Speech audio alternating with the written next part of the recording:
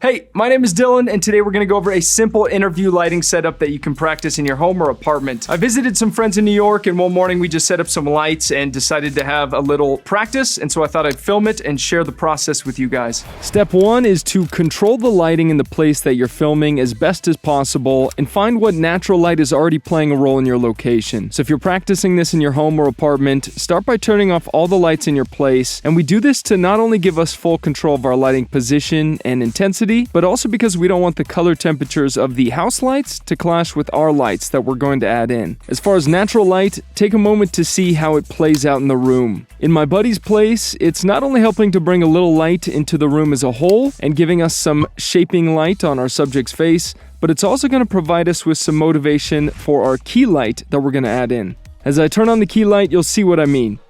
By positioning our daylight balance key light as the same side as the window, it makes the lighting setup seem more natural, almost like the windows are lighting up her face. This is called motivated lighting. Our motivation for our key light is the daylight coming through these windows here.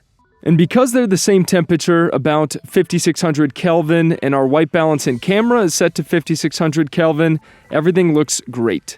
This type of lighting is called reverse lighting, which is where the light is moved to the far side of your subject's face. This type of lighting is extremely common in movies and documentaries, and a lot of times you'll see the filmmakers use what is called Rembrandt lighting when they set up the key light to the far side of the face. All Rembrandt lighting is when the angle of your key light creates an inverted triangle on the shadow side of the face. This originated from the famous painter Rembrandt, surprise, surprise, but like I mentioned, it's now really common in photography and films. And what's nice about this type of lighting is that it tends to make the subject's face appear a little slimmer. If you don't know how to set this up, you'll basically put your light at about a 45-degree angle from your subject's face until you get that inverted triangle. Usually, I'll raise the light source up a tad and angle it down just a bit. And remember, the bigger your source of light and the closer it is to your subject's face, the softer that light is going to look on your subject.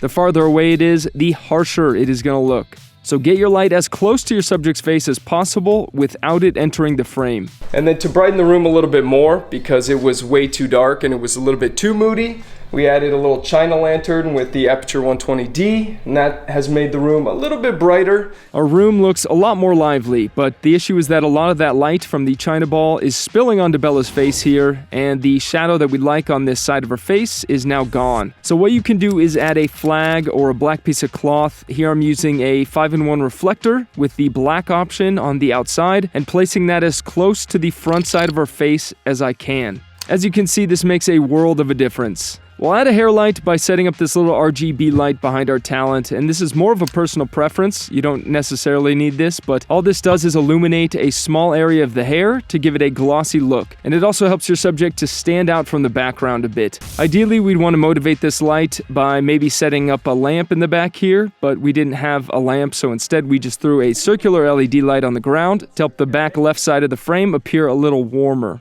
And there we have it, a simple interview lighting setup that you can use with clients or practice at home. And if you're curious to see a video about 8 smooth transitions, click this video right here. There's some BTS in it as well. Hope you guys have a great rest of your day, and I will see you in the next one.